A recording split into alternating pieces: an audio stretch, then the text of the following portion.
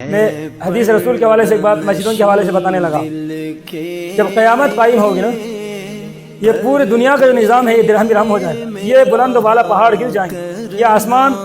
جو بلندی کی ایک مثال ہمارے سامنے ہے، یہ آسمان ٹوٹ پھوٹ کا شکار ہوگا، آسمان پر چمکنے والے ستارے چاند سورج اس دن بے نور ہو جائیں گے اور 7 سمندر کی پانی خشک ہو جائیں گے، جن کی تفصیلات انشاءاللہ وہ قیامت کے احوال والے آیتوں میں آئیں گے۔ لیکن اس موقع پر جب ایک کائناتی زلزلہ ہوگا، عالمی زلزلہ، اس زلزلے کے موقعوں پر قیامت کی یہ جو دھچکا ہے نا، یہ مسجدوں پہ نہیں آئے گی، یہ مسجدیں قیامت کی زلزلے سے قبل ہے اللہ تعالیٰ اٹھا لیں گے۔ دنیا میں جہاں جس جگہ پر